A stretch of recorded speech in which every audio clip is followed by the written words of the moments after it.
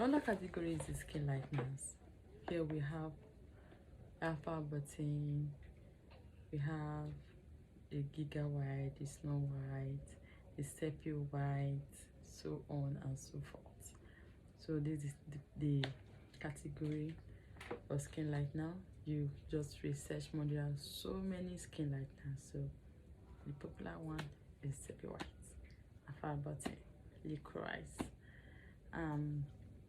mulberry, so on and so forth. So they are very effective, but you just have to be patient. The one that you want to be white in 24 hours, and yeah, that one is not a good one.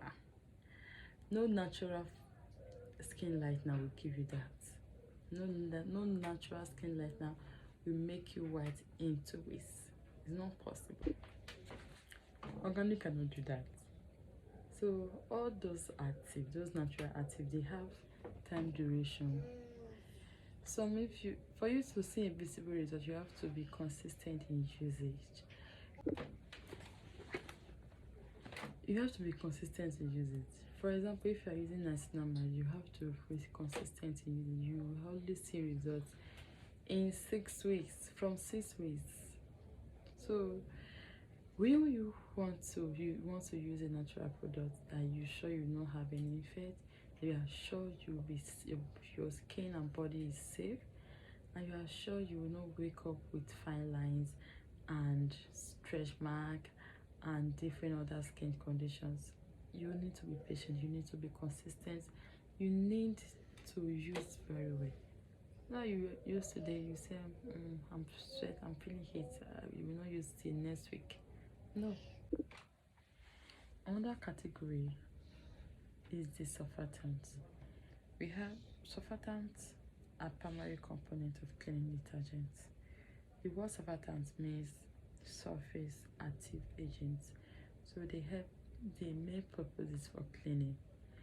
So we have different types of surfactants. We have 4 types of surfactants. We have the anionic surfactants. These have negative charge on their hydrophilic end. We have non-anionic surfactant, which is neutral on their hydrophilic end.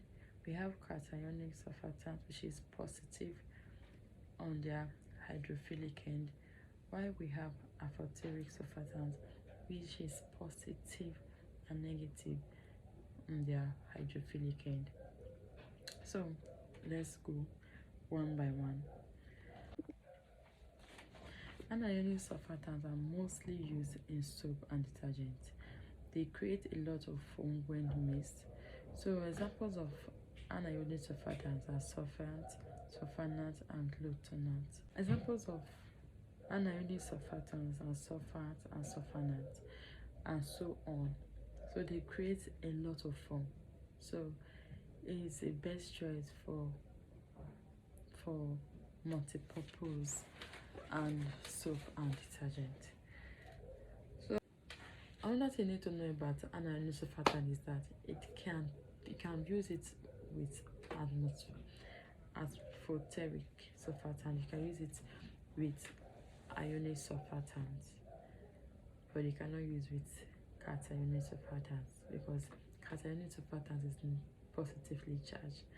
So chemistry, positive charge ions and negative charge ions cannot come together.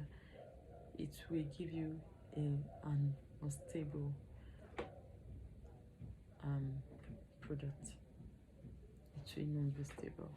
So you can just formulate it and it look well, but in a very short while it will be stabilized. It will destabilize. So it's not something you use together. You just have to take note of that. That's why you need to know the types of surfactant when you buy them. You don't just buy this and use it to formulate. You need to know the group this one belongs, and you need to know the group the other one belongs. Else you produce your soap and it will not have a good consistency, because you are definitely using a negatively charged ion with a positively charged ion. So you take note of that. Another category, another type of surfactant we have is the non-ionic surfactant.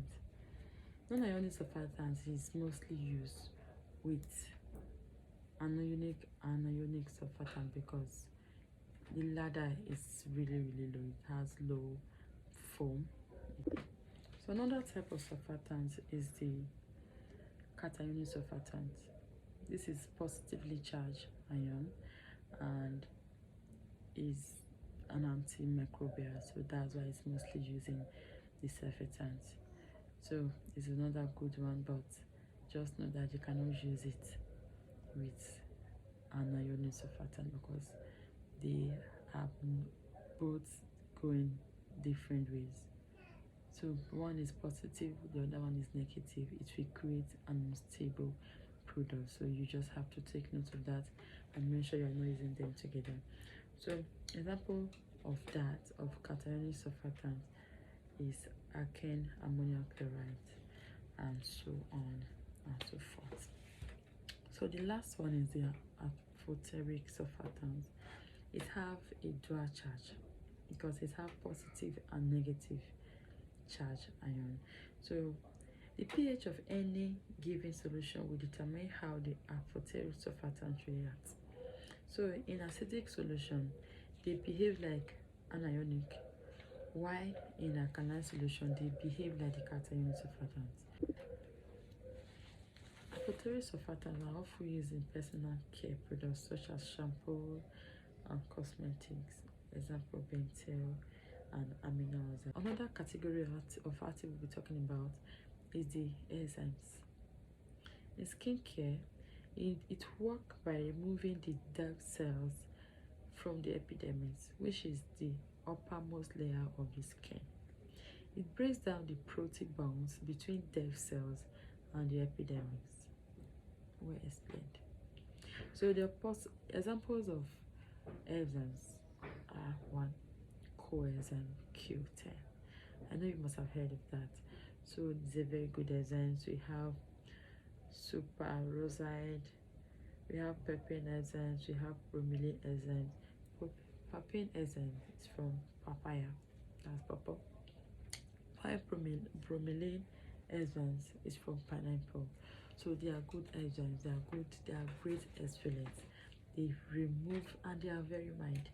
They help to remove dead cells from the uppermost part of the skin, which is the epidermis.